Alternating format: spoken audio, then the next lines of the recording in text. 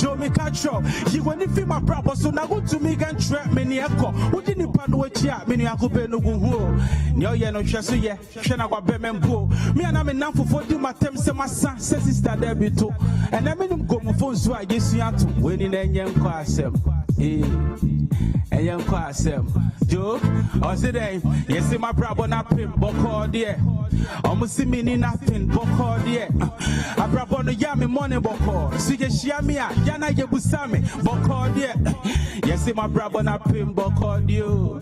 Almost see me nothing, but call you.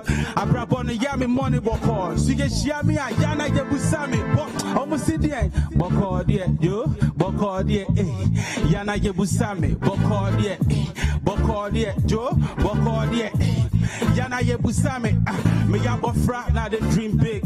Thinking of building companies for Madagana, the classrooms for school kids, but life is driving pigs. And Yami Penny says, school man can do a trip, but people say, but money sick, ya go to see Captain Gumi and I go say, beautiful life. Wouldn't you see Yanka Wumpre? Maybe I'm in Fina Yago Wanka by this time on Tiase. Manito Tim the Jan Colasep, now bro, one say, oh, Buka Junior, me go street knowledge, me and direct me beyond what it, Yanya Pekos Mediano, it come with surviving package. Think it deep cratch it, Nejan Colasep what it, like family who go street, only God be my refuge. What is wrong with you? Any partner, poverty is there for a reason. Only partner, sometimes some woman need been pie, but the boy in a make for them fast for 1 week in chest again. Yeah, yes, my brother not paying but call yeah, I'm see me nothing but call you. I brother on the money but call. See you share me, Yana Yabusami, but call yeah. What's it there? But call yeah. Hey, actually, but call yeah. Citi, Bocordia, Citi TV New, Bocordia, for life. Bocordia, that's T rhymes.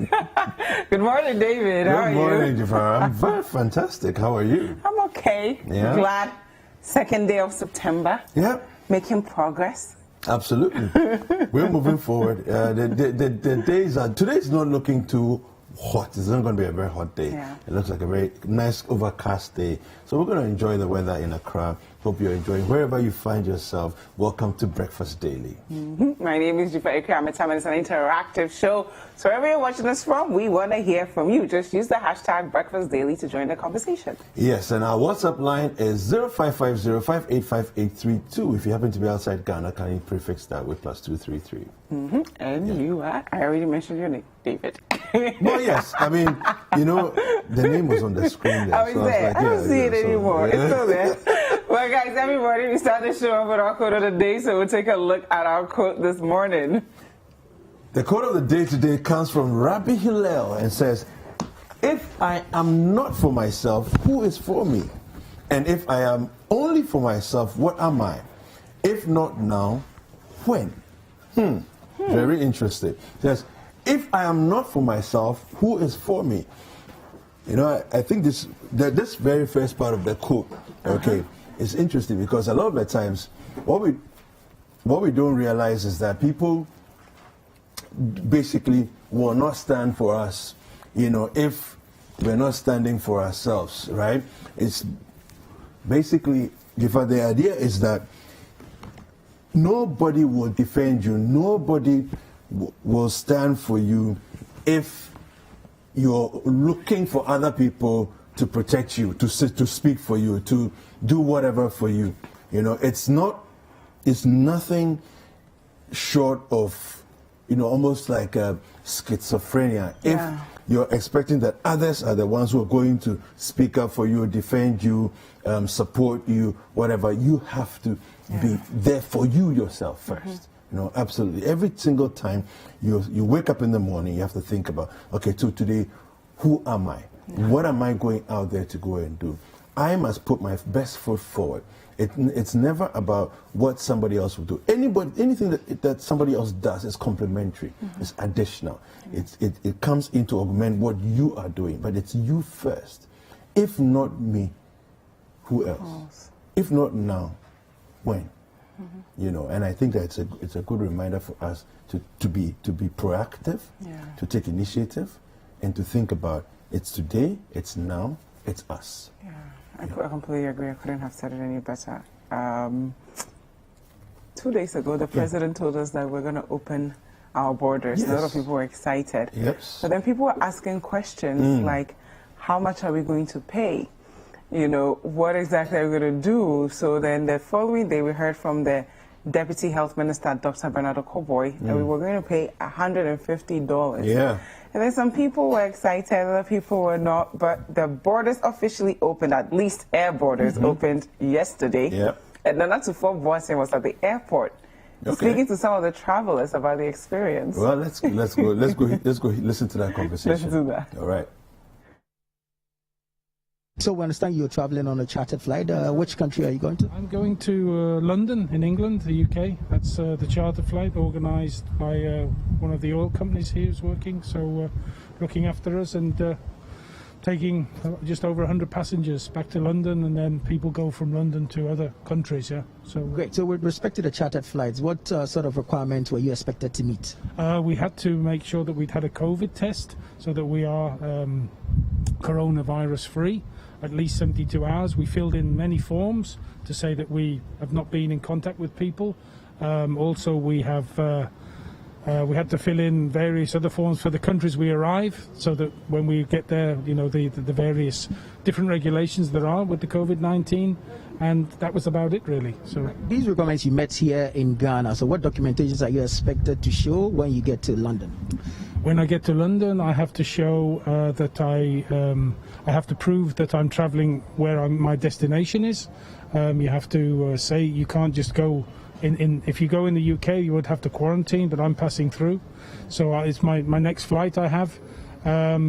Also, I had to have make sure I'm immunisation form, obviously my passport, my identification, and give names of next of kin, people who, in case anything happened to me, so they could trace the corona and inform. So that's more or less what happened here. Do you originally travel via chartered flight or you fly commercial? Usually I fly commercial, but this was a special situation because of the coronavirus that this company laid on this plane. So I applied and they let me go on because I work in the industry. So I was allowed to do that, yeah. So. Came on a KLM flight, just arrived. Okay. Was it commercial or chartered? Well, it is. I think it's still a. I think it's still a chartered flight, but it was very well. So what's your experience with the reopening of the airport? Everything was very well functioning, very good. What requirements did you have to meet? I had to show my papers, and I had already shown my COVID passport, so everything is good. Right. So you showed documentation to prove that you were COVID-free? Yes, I did that on the way in. It was quite easy, quite fast. Things are running smoothly, and you are tested by a thermic camera. You must provide people and of the health service of Ghana with all the documents requested, and the immigration as usual. Were you tested here at the airport? No, not at that time. I had to give the document we were requested previously. So I don't know what you make of it, but you know, these arrivals that came yesterday, they were not tested at the airport. So the story is basically that they booked their flights before the directive was given about the test that they would have to do in Accra. Yeah. But if you remember what the president said, they had contacted all the airlines, and that from the 1st of September, any airline arriving in Ghana were given strict instructions as to what would happen. Yeah. So I'm not sure exactly what the issue is here, because if the announcement was made on what, 30th? When did he make the announcement? I don't know. He made it on the 30th. Sunday 30th, yeah. Monday was the first. Do you see? So he made the announcement on the 30th, right? Anybody who was going to book flights to come to Ghana would have booked maybe that day or a couple of days earlier, right? Here's the thing. If you say that you're arriving in Ghana on the 1st, and on the 1st you'll be tested, why were they not tested? Well, I think the question before asked had to do with testing where you were coming from. Or something. I'm not sure. There was that one, and So they were not tested at the airport as well? They were not tested in Accra. Ah, that's You interesting. see, and for me, that's majorly problematic at the opening. Yeah. It was supposed to start from day one. There's not supposed to be a reprieve for anybody, right? It was supposed to start from day one. They should have done the PCR test when they arrived. yesterday. Meanwhile, what they're saying now is that these ones who didn't get tested, I don't know how many of them came. You're going to go quarantine. They're going to quarantine on their own. Yeah. Under whose supervision? Who's going to make sure that they're quarantined? Yeah. Who's going to make sure that they don't go to town and go hang out with their friends? Since they finally come back to Ghana after so long of being away. You see, so I mean, already there's a lot of concerns being raised. Yeah.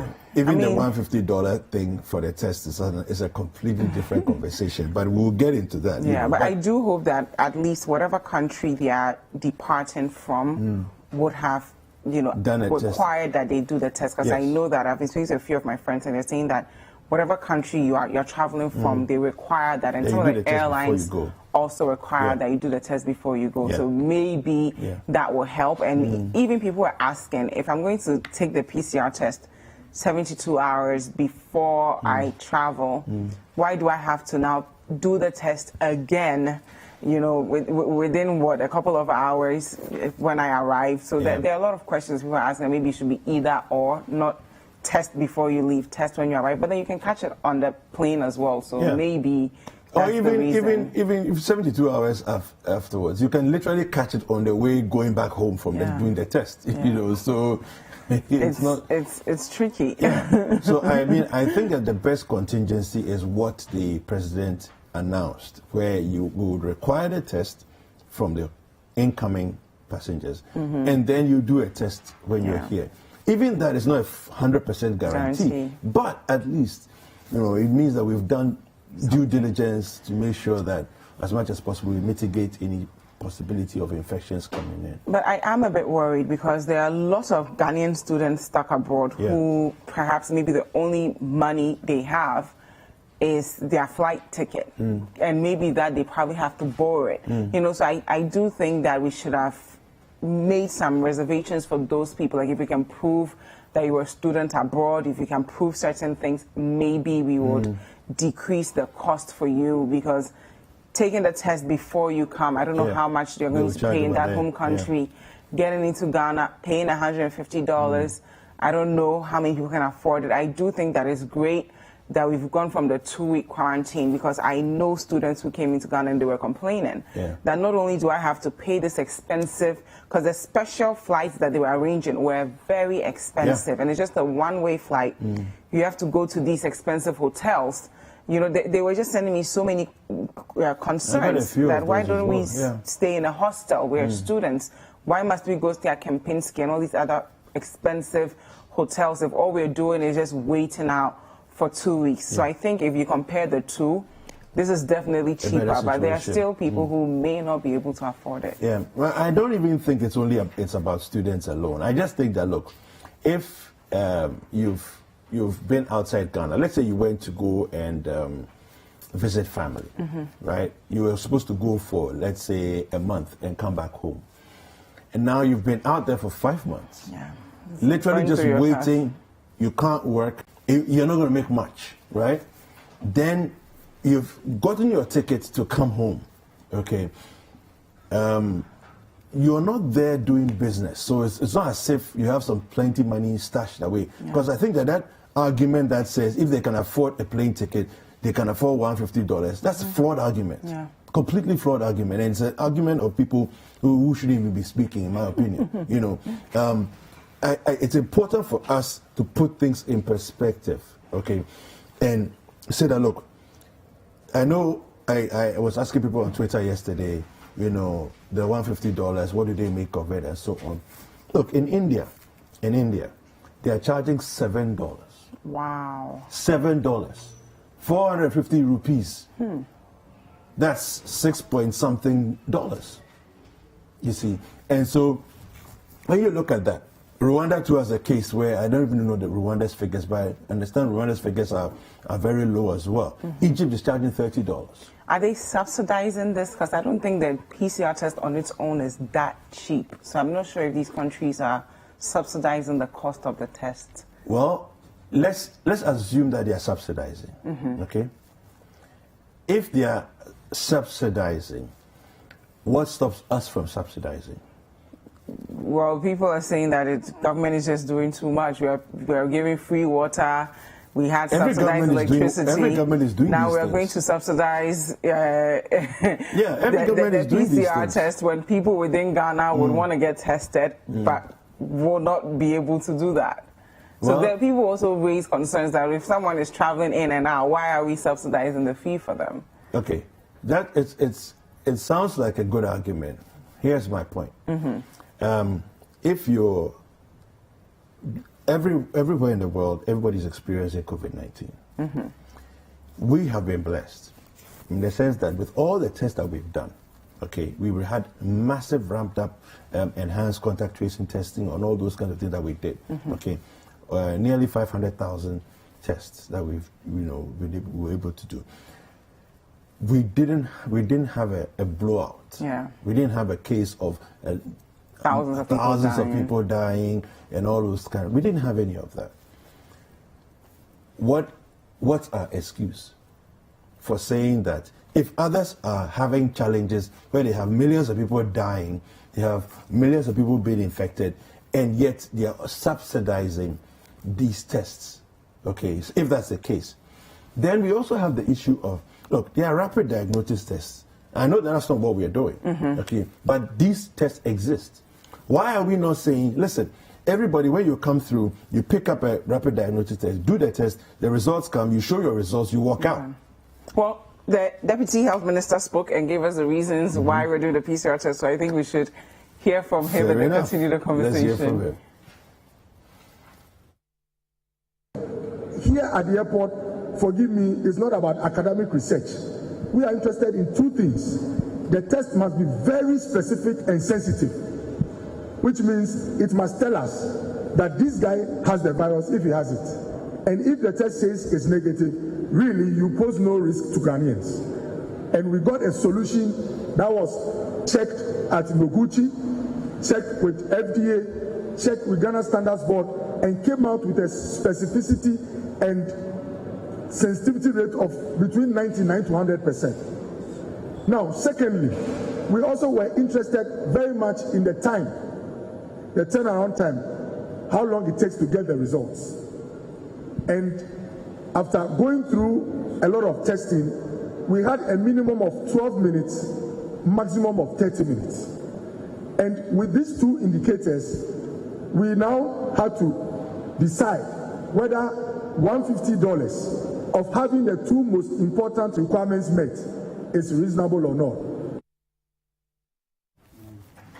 So there you have it, Deputy Health Minister Dr. Bernard Okoboy letting us know that yes, $150 might be a bit much, but when you compare it to our neighboring countries, we are actually on the cheap side. Now, we threw a question to you guys on social media to let us know your thoughts on this $150 that Ghanaians or travelers in general have to pay for the PCR test when you're coming into the country. And you sent us some of your response, so we'll take a look at that right now. So, David, this one. So there, I put it out on my Twitter handle. So my Twitter friends in Ghana, my Twitter friends in Ghana, this is a Ministry of, I was addressing Ministry of Health. We are justifying $150 for a test that costs under $7 in India. What do you make of this? And then there's a reaction here. I put the test down here. So this is an article from written yes, so India. that one says COVID-19 ICMR allows antigen tests in all states. Each kit costs 450 rupees, results in 30 minutes. Yeah. So you now converted the, 450 rupees. That's just about a little over $6. Yeah. So that's it there. Then the response there. So Martin I guy says the Indian government subsidized their PCR test to make it affordable. Later on, you see a tweet where he says that they didn't not subsidize, but they rather capped the test. Because I asked them there, do you have proof? I really want to know the basic cost of these tests. Then there's another. Let's see the reaction from there. Okay, yeah. So it says Martin says $150 is a good price as an average for PCR testing, which is between $100 and $200. I'm sure it was meant for foreigners, if I may add. Let's go on. Yeah, so he goes on to say $150 is a good price, as the average for PCR test is between $100 and $200, and I'm pretty sure it was meant for foreigners, if I may add. Yeah, and then he says the capping has, if you look around at the bottom of this one, he says that subsidized isn't the right word that I used. I meant capped. Okay, so then you go back up at there, and he says that the capping has led to losses for private labs, which of course it makes sense. You know, if you insist on a ceiling for the cost, you know, then they have other costs involved, and then they can't charge and make their profit from there. So some reactions coming. Yeah, and then we got more reactions from other social media platforms as well. So I threw it onto Instagram and Facebook, asking people what they thought of the $150 fee that people were supposed to pay. So Nana here says, my issue is making people take what is said to be a rather uncomfortable nasal swab twice within 3 days, and to pay both times. To enter, you must have taken one at the point of origin and then take it again when you land. So really, you are paying $300, not $150, and I truly do not understand it. It should be one or the other, not both. So this is in regards to taking a test from the country where you depart from, and then taking a test again when you get to Ghana. Another message here says, yes, the test is better than quarantine. This is referring to the 2-week quarantine that travelers had to do before the announcement this past Sunday by the president. But now I think people are not happy with the fact that they will be charged $150 on arrival and departure for the test. So this is also the same concern that why are we doing 2 tests in just a couple of hours? This one also says, some of us are about sleeping, but tell Mr. President that we won't pay for the $150, but we can do 50. Over here, it's free. And he's in Ghana, by the way, so I think he's just negotiating as if we are buying tomatoes at Agbobrochi or something. Okay, like, so unfortunately, the government didn't give us that option to negotiate on the I know, right? Once we've the show's been on, some people have also sent us reactions. So Francois Ahiablé says it's very expensive. Prince Pasiolo says no one is forcing you to travel. Just stay home and be safe. Every country has the right to protect its citizens the way it sees fit. Yeah, so these are some messages coming through from our various viewers there. Somebody says here, Godinati says, COVID-19 is a scam.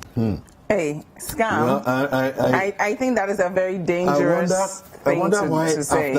After 5 months, he still believes it's a scam. Yeah, and it actually, with all the evidence that we have, actually scares me, because when you start thinking something is a scam, then you're towing in a very throw caution to the wind. Yeah, and our health workers, and you become a problem. Can't afford to go out and party. If any of us ends up getting sick right now, they have to be in the hospital. They have to care for us. So even if you don't care about your life, at least for the sake of our health workers, be safe, stay safe. Let us not end up at the hospitals. It's a relief that the active cases are going down. But we will only believe that it's gone when we are no longer recording any active cases and also testing as much as we were testing in the very early days. So I think it's very dangerous to say that it's a scam. So there's a response to Prince Pasiolo's comment, which says that nobody's forcing you to travel. Anita Ifwa Ryota says, what do you say to those of us who are residing outside Ghana but need to come home? Yeah, good question there. I think that, look, we need to be fair about this. Jiva, look, I have seen situations, and I don't necessarily say it's going to happen in this case, but I've lived in Ghana for long enough and experienced our system for long enough to raise certain questions, right?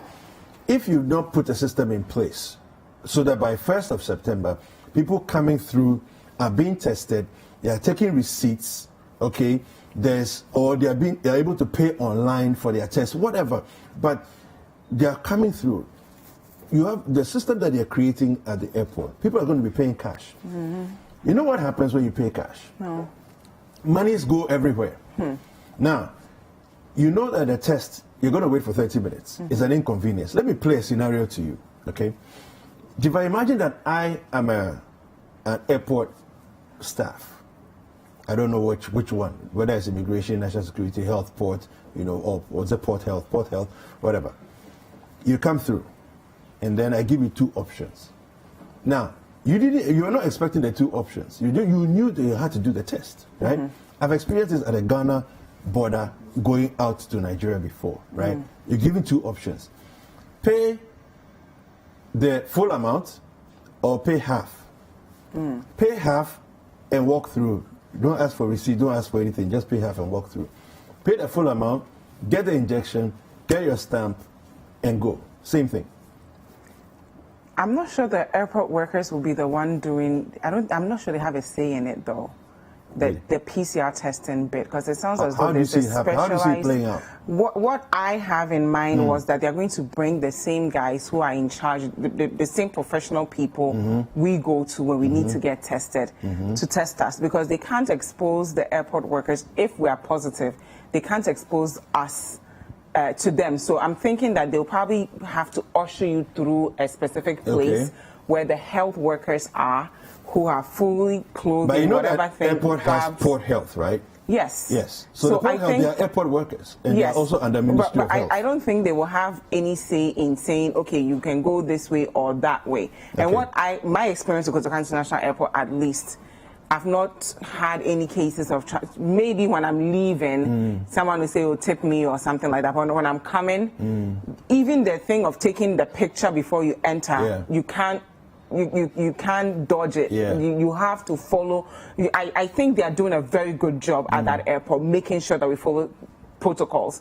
I can't say the same for our land borders, because when I was traveling to Nigeria through Togo to Benin, I had a similar experience you did. But when it comes to Kotoka International Airport, I want to believe that we are not going to play these kinds of things, because lives are at stake. So I hope the health ministry would actually bring professional people who have to account for every single passenger before they enter to the country. Account for every single passenger, and somebody has to be there to cross-check the manifest list. The manifest list with the list of results. And I think the way they were even able to track people in the very early days was so impressive. And if we keep at that, we should be fine. Well, we have a packed show for you, so don't go anywhere. News review is up next. My name is David Kwekusechi. And I am Jifa Ike Amatam. We'll be right back.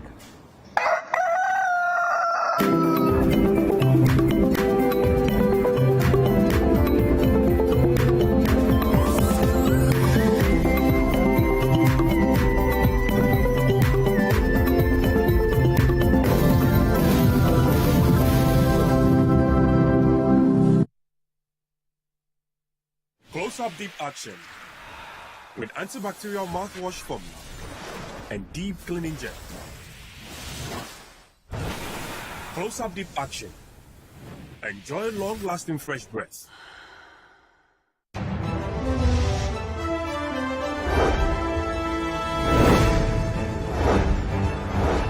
Election 2020. Ghana makes a choice. Tracking and bringing reports of the presidential and parliamentary campaigns across the length and breadth of this nation. Analyzing campaign activities and election data with our panelists on the Voters' Diary. The Voters' Diary is the most factual, instructive, and balanced election 2020 analysis program on television. The Voters' Diary, every weekday on Citi TV from 3 p.m. to 4 p.m. Stay informed on all the relevant issues on election 2020. Tune into the Voters' Diary. It's Ghana's choice.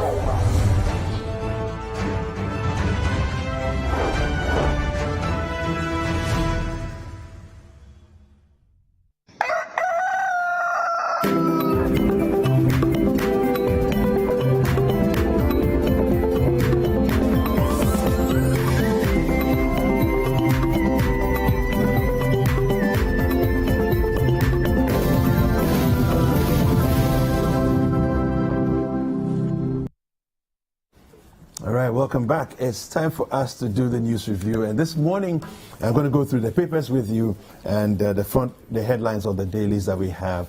And then I'll do some online stories. We'll come back and I'll introduce my guest to you and then we'll have a conversation. So let's take a look at the dailies that we have here. On the front page of the Daily Graphic, we have MTN loses case against NCA.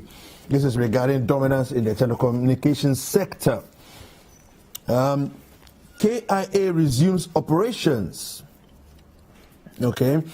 GNPC unable to retrieve 778.6 million Ghana cedis from debtors since 2015.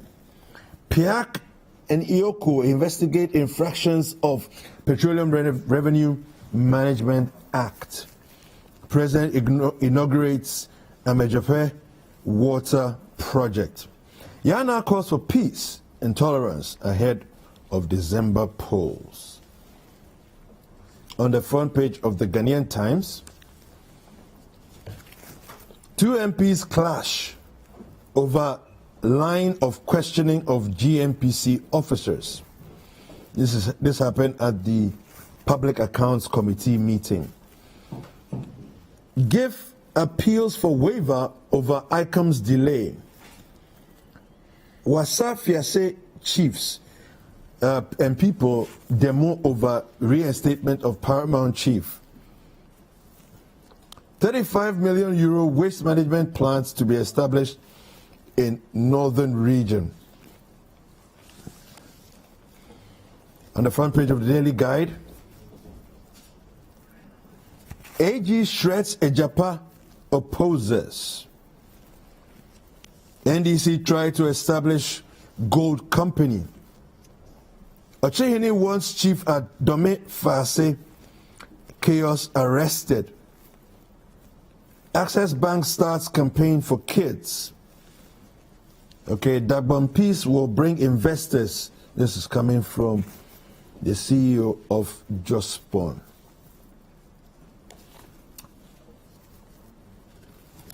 Okay, on the front page of the New Crusading Guide,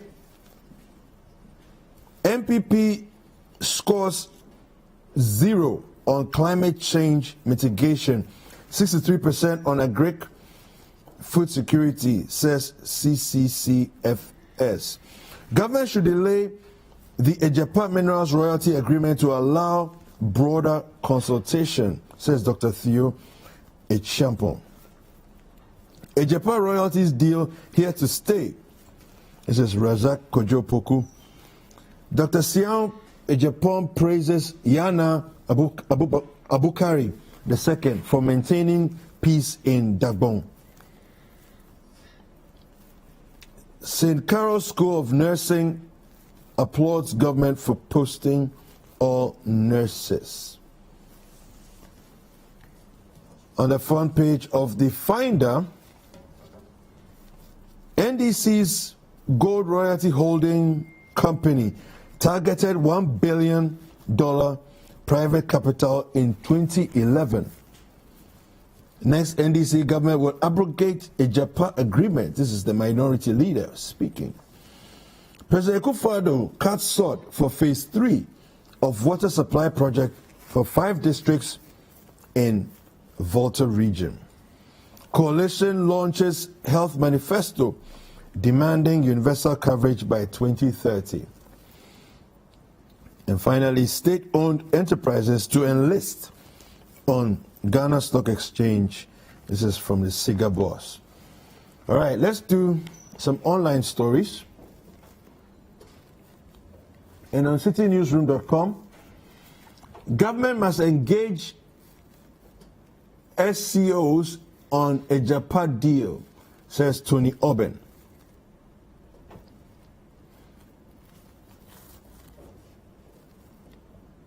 Neil Ante van der Poel to petition Parliament after assault by alleged national security operatives. Shun those who promote ethnic sentiments and divisions, says the president.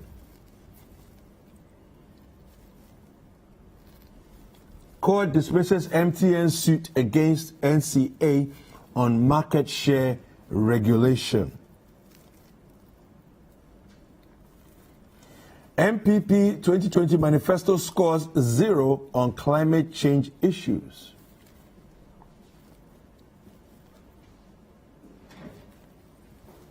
On citybusinessnews.com, COVID-19, patronage of nose masks and sanitizers drops as adherence to protocols diminishes.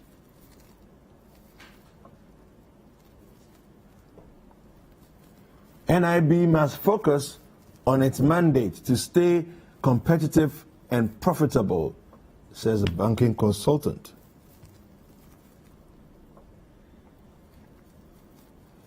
Fuel prices to go up slightly in first pricing window for September, says the IES.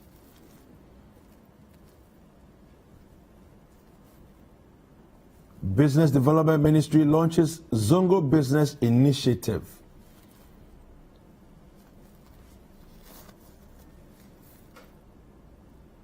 Court dismisses MTN suit against NCA on market share regulation. Excuse me.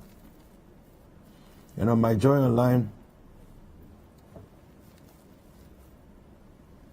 Neelanti Vanderpoy was assaulted by boys who defected from NDC, says this is the MPP parliamentary candidate for Odododio.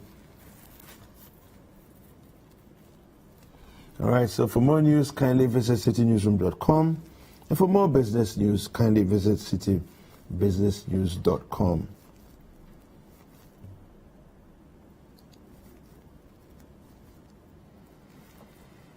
All right, welcome back. And we are going to delve into the stories this morning. And the first thing we want to talk about is the Agyapa royalties deal. The minority demands an independent probe. Then we will have a conversation about the Public Accounts Committee, the confusion that rocked their sitting over the GNPC allocation to Rebecca Foundation. We'll be discussing that. Then we'll have a final conversation about the financial sector cleanup, the aggrieved customers of collapsed fund managers arrested at the demo that they had at the Finance Ministry. All right, my guests are here. I have one in studio. I'm going to get one by Zoom. Jifa Tsega, she's a member of the National Communication Team. And Loratu Musasaka will be joining us on Zoom in just a bit. But Jifa is here in studio. Jifa, good morning. Good morning, David. How are you? I'm fine. How are you too? Yeah. It's a very cloudy, cool morning today in Accra. Let's talk about the Agyapa deal that is definitely not going anywhere anytime soon. Let me just quickly read the story on citynewsroom.com and then we'll get into that. NDC demands independent probe, excuse me, into valuation of gold royalties in the Agyapa deal. The National Democratic Congress is demanding an independent probe of the valuations of royalty rights in the Agyapa royalties deal before backing down on some contentions with the deal.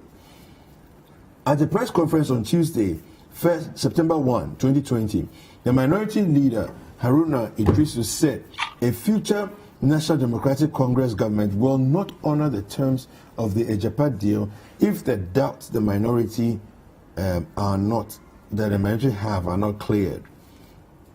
The NDC maintains that Ghana's assets have been grossly undervalued in the agreement. Based on a preliminary assessment, the government has valued Ghana's royalty rights at $1 billion. But Mr. Idrisu insists that the worth of our gold revenue and their projects needs a further thorough probe by an independent economic transaction advisors for us to appreciate that they, the Akufo-Addo administration, are not ripping this country off. He made reference to the power distribution services deal, which was abrogated after it took off because of purported fraud. Agreements similar to it, like the Agyapa deal, will walk along the same path tomorrow, he stated. Despite the minority's call for minimum documentation, Mr. Idrisu contends that the government refused to be transparent with the deal. I'll stop here. And before I ask Jifat on her comments, my other guest is also on standby on Zoom. Loratu, good morning. Good morning, David. Yeah, how are you this morning? I'm doing well, thank you. Okay. And I've been with you since the beginning, so I was wondering why you were saying I'll join soon. Okay. Good morning to Jifa. Jifa, she's saying good morning to you. Good morning. I can't hear her. All right. So, Jifa, let me start with you. Your comments on the situation so far as Agyapa is concerned. Yeah. Good morning, David, once again. I'll say good morning to your listeners and a very good morning to His Excellency John Dramani Mahama. David, the Agyapa royal deal, to me and to a lot of Ghanaians right now, it's like a second PDS scandal in waiting. I totally agree with what the minority leader, Honorable Haruna Idrisu said. His Excellency John Dramani Mahama, the former president of Ghana, came out a few weeks back to also say that the future NDC government, which is coming into power 2021 January, by God's grace, will not honor this deal. It will be taken down because it's fraudulent. When we have such a deal being brought up to Parliament, we are expected that there should be transparency for everyone, not just the parliamentarians, of course. They are the ones that make the decision on the case. But it's expected that you can see through the case and the deal, and realize, answer all the questions that you have for yourself. Unfortunately, Agyapa is not one of those. But what exactly makes you feel like it's fraudulent? There are several things that makes me feel that it's fraudulent, starting from how the deal was brought to Parliament. A 6-document deal, bulky documents, was brought to Parliament just about, let's say, 6 hours. Honorable John Jinapo, yes, he is a leading member of the Finance Committee in Parliament, and then one of his problems, his major problems, was the look or how this deal, the presentation of this deal, how it looked. He brings 6 bulky documents. That takes sometimes days to review and bring it at the last minute and insist that it should be looked through and then, the deal be passed. Obviously, it tells you that the minority or whoever is concerned to probe it very well doesn't have enough time to look through the documents. And that is what happened. There are issues of conflict of interest in the deal. It's so pathetic because this thing happened. This is the same thing that happened in PDS deal. When you have the son of the senior minister right behind this deal, and one of the law firms that are supposed to oversee this deal is owned by Gabriel Tredako. You understand? Yes. And you find these these major political figures standing right behind it. And in Ghana, we have a law that talks about... But the argument is that they are qualified people, they are qualified Ghanaians. No, you don't do that. And therefore... The law that talks about conflict of interest, do you think that they do not care about who is qualified and who is not? It is not about the qualification. When we are talking about conflict of interest, it is not about the qualification. If I am in a business with you and you are you're my husband or you are my brother, you may be so qualified, but my position and yours does not allow us to, does not allow for transparency. You get me? Because of the relationship I have with you, it does not allow for the ease of mind when it comes to transparency. So when we talk about conflict of interest, it has nothing to do with qualification. I don't want to go there and then it will look like I'm going to undermine somebody's educational background or experience. No, it does not allow for it. That is also very clear with it. Now, a Ghanaian company that has been registered outside Ghana, and this deal, remember, that is going through the London Stock Exchange. Yeah. And we have absolutely no details of the company. We cannot see through it. There aren't information that are at our fingertips. These are questions that we have to ask. We have to look through, especially when we have major political figures standing behind. If we have questions, it should be easy for us to be able to answer them with what they are bringing. But the government insists on not being transparent about this. And what are they hiding? What is it that the government is hiding that he has made this whole thing very blurry? Now, if you take all this away, the minority leader mentioned that this deal has been undervalued. And I agree with you. We used to be called Gold Coast. It was for a reason. We are very rich in minerals. And you go into a deal and you're expecting to get $500 million beforehand. And you want to claim that you are going to invest it in infrastructure and several other developmental projects in Ghana, which you couldn't do on all the 135 billion that you have borrowed in your government alone. You couldn't do that. You are taking $500 million over a period of 15 years. And how is it even possible that we hand over our entire mineral capacity to a foreign company, get over $500 million, and then they are benefiting 46, or should I say over 46% of whatever is being generated every year for 15 years. And the people on the other side who are benefiting the 46%, we do not know them. We have no way of knowing them. We are asking, and government does not want to tell us. So yes, it's as simple as that. In every aspect, you look at every aspect of the deal, it is too shady. Such a deal, one of our major things, as one of our major, should I say, what we have as Ghanaians, one of our major mineral resources is these our minerals, you understand? And if we are handing it over to some people to work on it and claiming that it's going to benefit Ghana at large, shouldn't it be very transparent? Shouldn't we understand? Shouldn't even the basic pure water seller understand that this is what we are doing and this is what it will bring to us? Fair enough. Let me go to Lorato. Lorato, you've heard Jifa's comments regarding this issue. What's the government's defense for bringing out a deal and justifying not making it transparent? David, good morning once again. And sorry. David, I believe this goes beyond Ghana's defense. This is about what is in the best interest of our nation.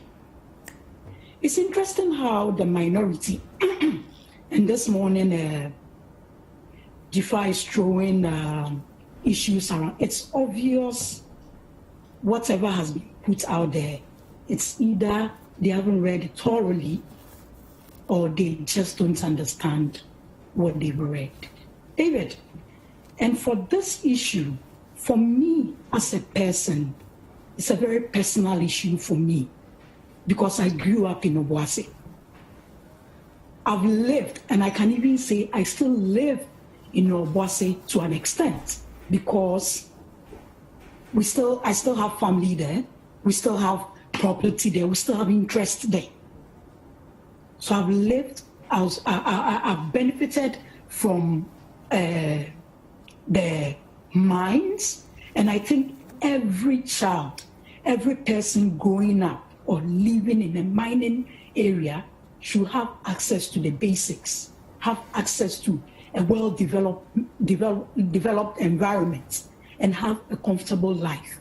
because of what they go through. Look, I benefited from the mines greatly because my father worked with the mine.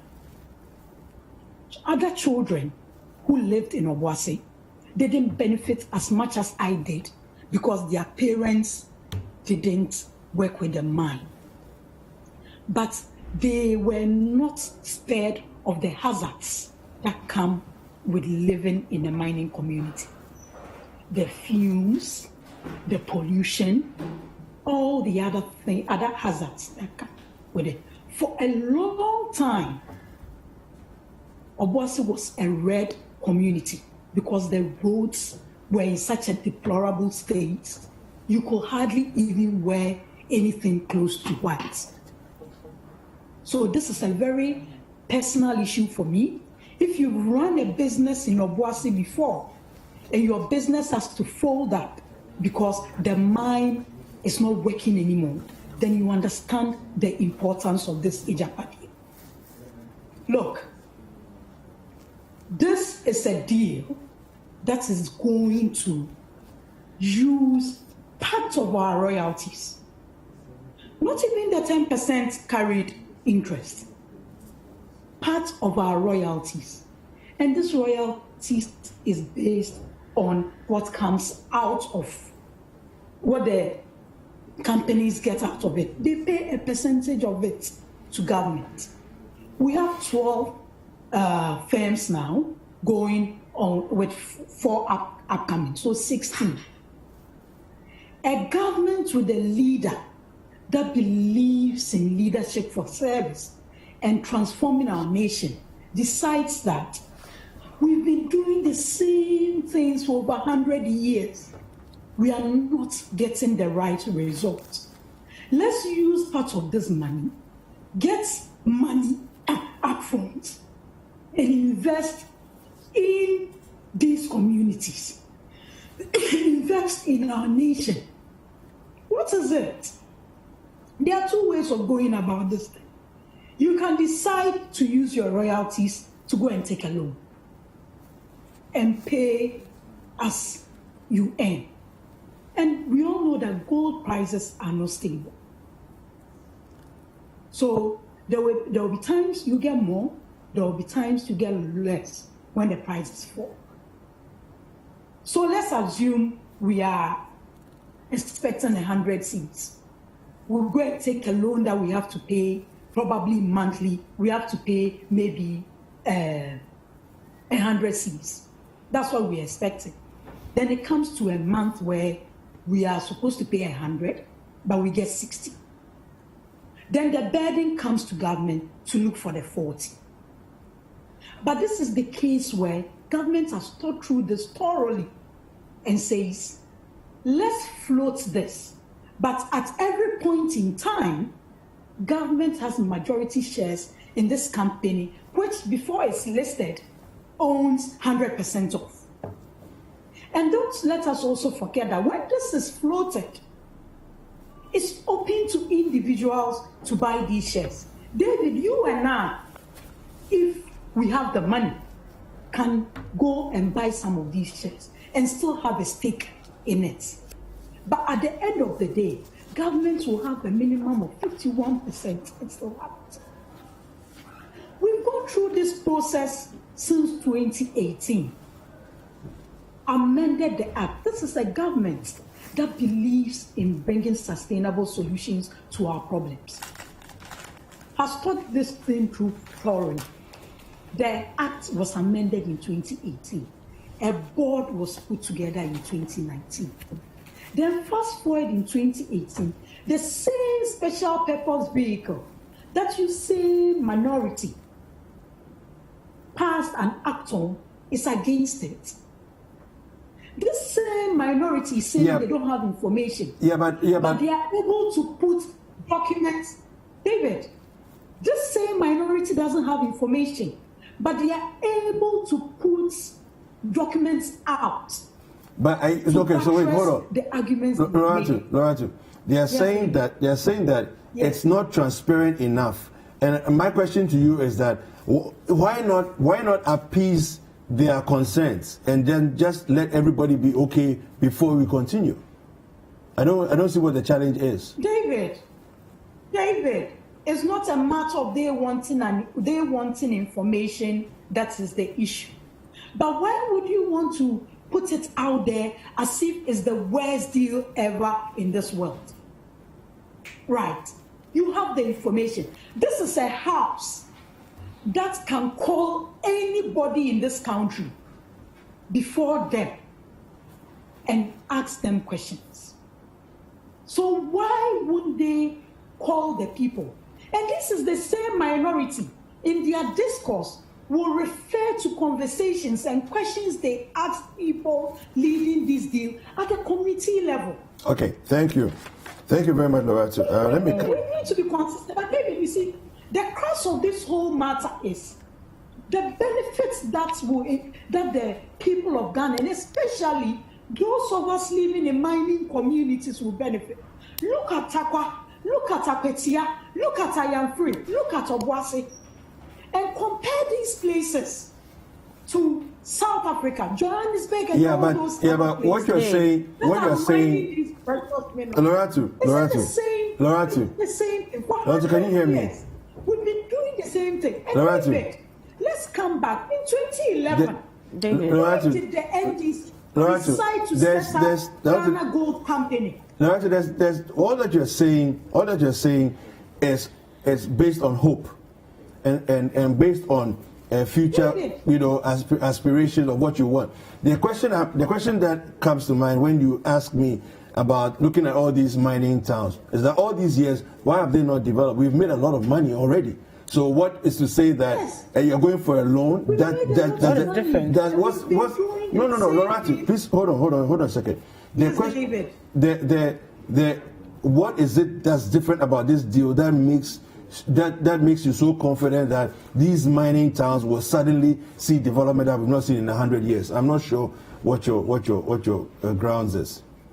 David, what I'm saying is, look, the fundamental thing is we all agree that the monies we made from our being a resource-rich, mineral resource-rich country hasn't inured into our benefits the best way it has to. But that's bad governance. That's this deal. How will this deal fix that? Why did the NDC, if it's not a problem, why did the NDC decide to set up the Ghana Gold Company? All right. I'll have you come back in and answer. We all established the fact that there's a problem. Loretta, we need to go for a short break. We'll go for a short break. We'll come back. I'll have you finish up your thoughts. Okay. We're going to take a short break. Please don't go anywhere. We'll be right back.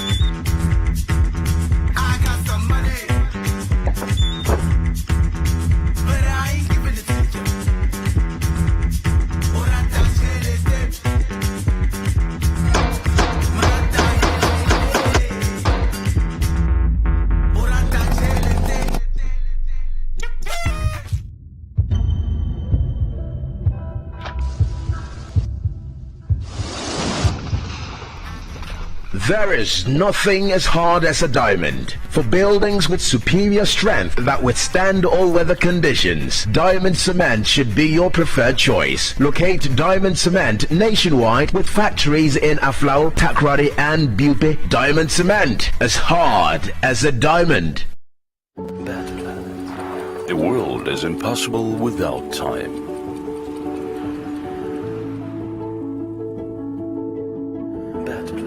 Time is endless motion.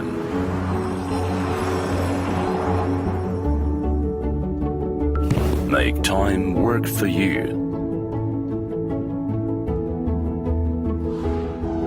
Bet Planet. Time to bet.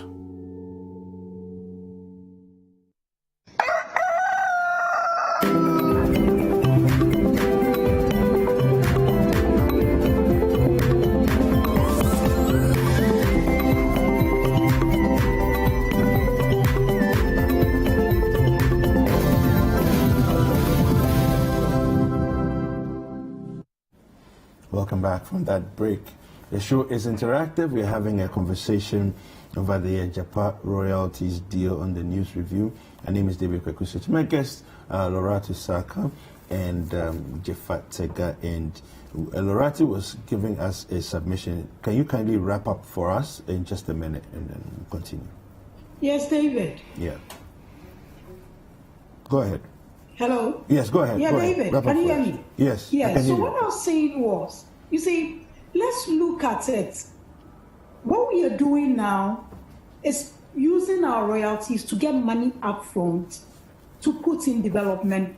And what is wrong about this? It's a problem we've all established. That is the more reason why the NDC decided to set up the Ghana Gold Company in 2011. Yeah. And that was going to be chaired by the president then. That's His Excellency John Dramani Mahama.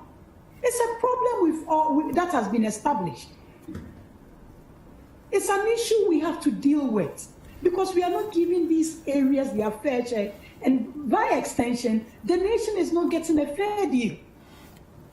As we go along, definitely nothing is a perfect situation, but you transfer some of the risk from government to other investors. All right, okay. And I think we need to look at this deal with a nation-building perspective. Okay, thank you very much. The fact that the majority or the MPP is leading it, MPP government is leading it, doesn't mean at all costs minority should kick against it. All right, okay, thank you very much. We've kicked against a lot of things. Thank you very much, Loratu. To the benefit of this nation. Fair enough, thank you. NHI. No, Loratu, thank you very much. We've got to make progress.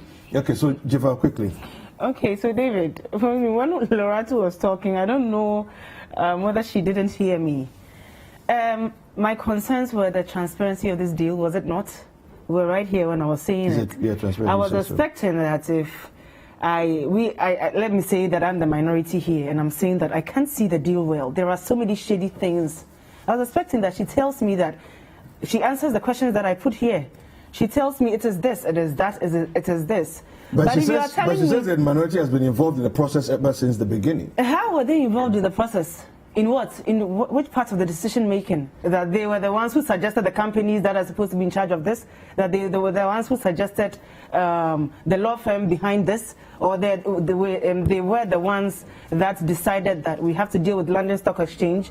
Which process? The fact that the minority was aware that something like this was underway doesn't mean they were part of the process. Please, she should go and check again.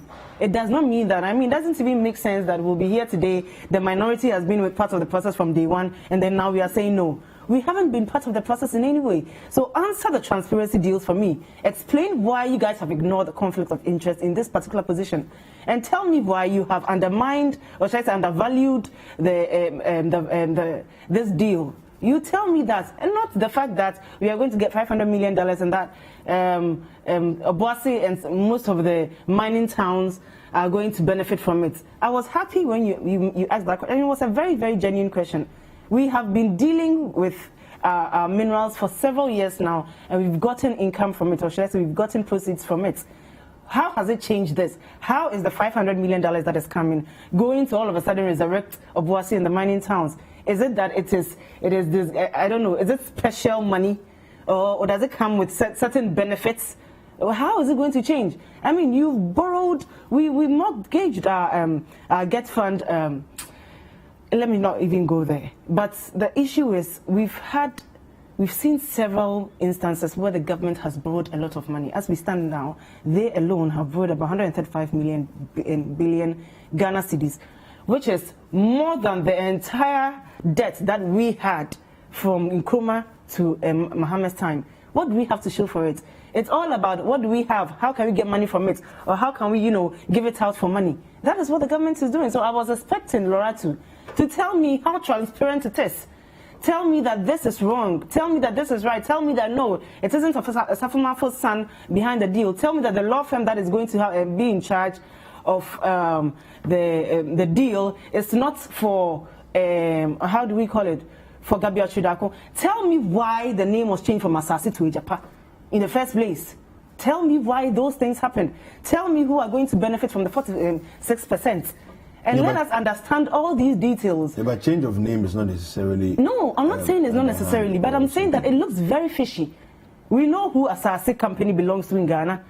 We know there are a lot of companies that are named Asase, and it's like a group of companies, and it belongs to a particular person, or should I say a particular people in Ghana. So if it's Asase, and you weren't bothered, why don't you go straight forward with Asase? Why is it changed? Why? The Asase name can destroy the deal. You get me? Because it needs to be Asase. Okay, so answer those questions and don't tell me that it's going to develop Obuasi and mining areas. Let's make progress. Okay. The next topic we want to talk about. No, Loretta, we're moving on. All right, we'll move on to the next topic. The confusion rocks Public Accounts Committee sitting over GNPC allocation to Rebecca Foundation. Let me just read that quickly. The story here on citynewsroom.com says, there was near confusion at Parliament's Public Accounts Committee hearing on Tuesday, September 1, 2020, when the question of sponsorship to the Rebecca Foundation came up.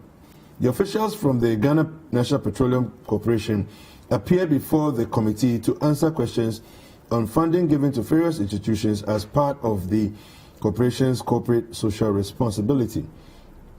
Ningo Prampram MP Sam George was in a public interest question. Sought clarification on how payments were authorized under the office of the chief executive of GNPC instead of the corporation's foundation.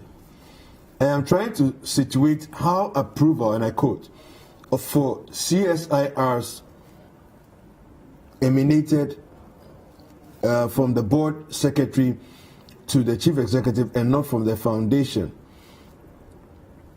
And this had to do with the 120,000 Ghana Citi to the Rebecca Foundation, the 1.8 million Ghana Cities to the Ochihine's 20th anniversary celebration, 50,000 Ghana Cities to the Ghana Journalists Association, $30,000 to the Ghana Boxing Association, and 400,000 to the Damba Festival, 550,000 Ghana Cities to the IOCO, which is also a state entity under a ministry.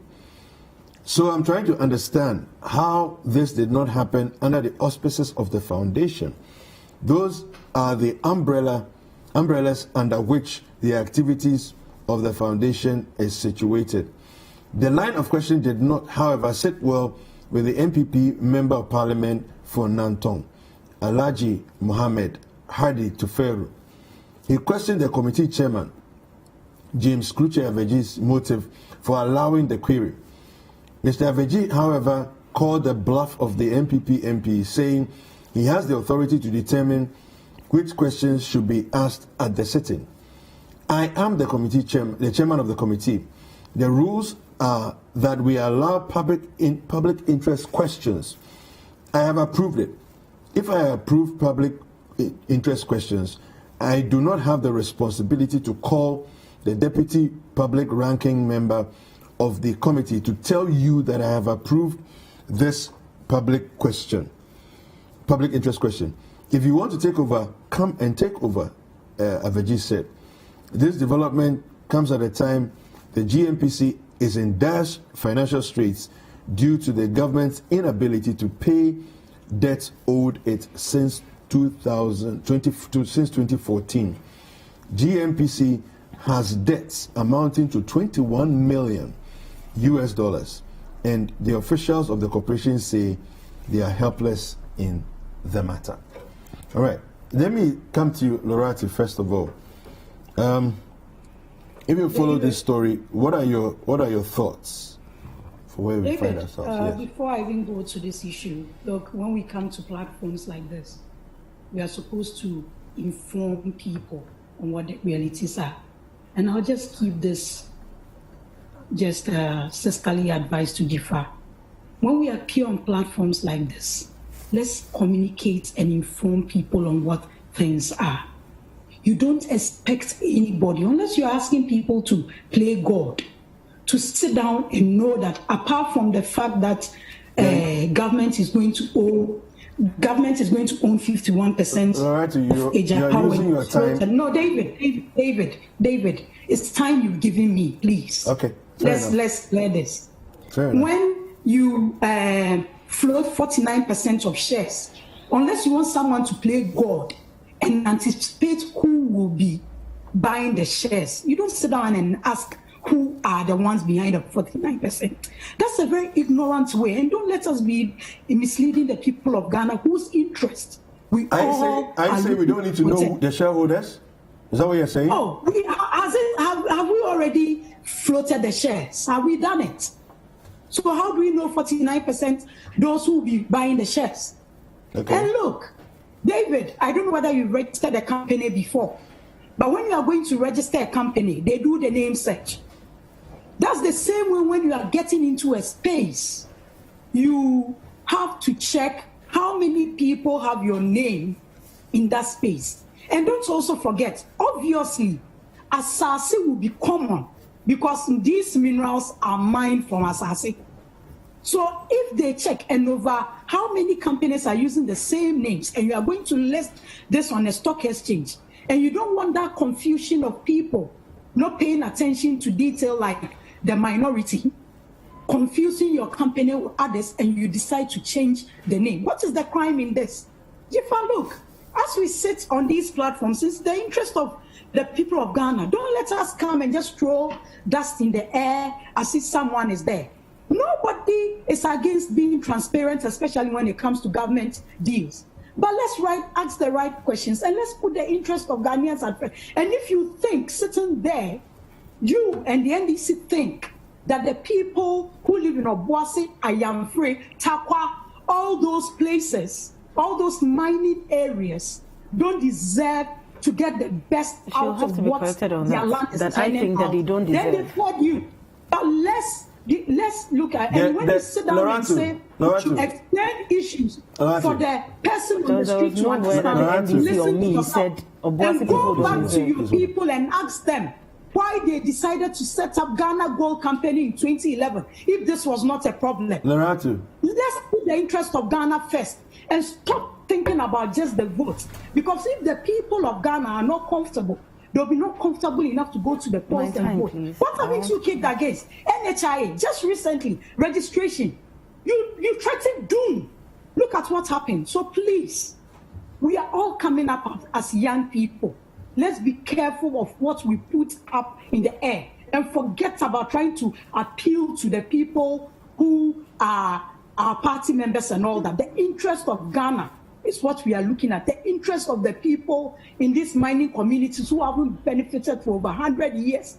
And I am part of that community because I grew up. What I benefited because my father worked in a mining area, other people to benefit. Now let's go to GNPC. You have 1 minute left. Rebecca Foundation.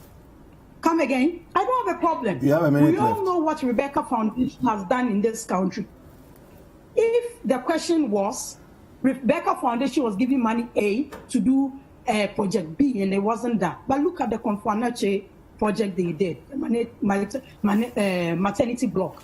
Look at the libraries they've helped put up. Rebecca Foundation gets funding from other sources. And the corporate social responsibility wing of the GNPC. Let's create that link. The foundation is the social corporate responsibility wing of the GNPC. So if the GNPC has found it necessary, and it's not only the Rebecca Foundation that they support other places. Just recently, the emergency center that was led by private sector, a chunk of the money was from GNPC, right? So let's not try to put some of these foundations in it, unless come up that they've been giving money and they haven't used it for what they were supposed to use. Okay, Loretta, thank you. Okay, David. Yes. First of all, let me just make a comment on what she said. The Ghana Gold Company, please, where is it? It was never in existence. It was as much as it was just a suggestion. Should I say that's as far as it went? It was never in existence. So she shouldn't come and use that as a comparison. I beg of her. And then, well, her advice, I don't even know where it's coming from. But we have questions, we need it to be answered. If you have answers, bring it. Now let's go to this issue. I think there was just a confrontation between the NPP Member of Parliament and Honorable Sam George. And we know that GNPC has a foundation. I mean, when you are reading, you listed a number of donations they had made, including to festivals, Rebecca Foundation and everything. Now, this came from the Secretary of the Board to the CEO. The only question Sam George had was, how did it not come from the foundation? This is the very same company that is in debt of over $12 million. You understand? So how does it look when you are so much in debt that the leaders of GNPC have come out to say that this debt issue is over them? They can't do anything about it. Government owes them, and they don't even see a way to come out of it. And then you are the same company that comes out to donate this amount to the Rebecca Foundation. Let me state emphatically that no one questioned the fact that the money to the Rebecca Foundation was misused, or that we haven't seen the outcome of it.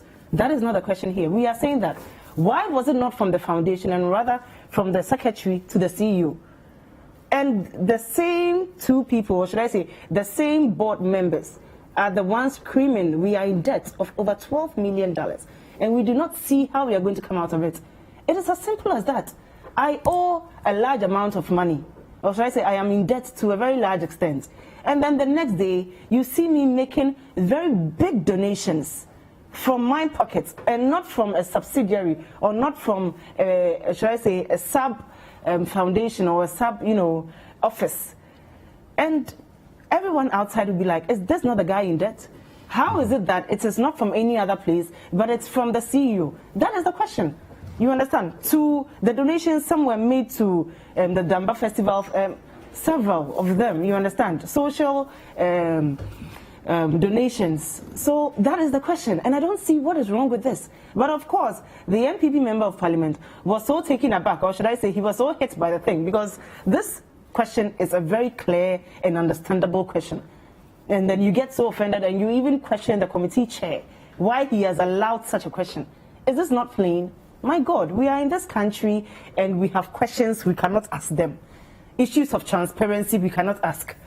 GNPC belongs to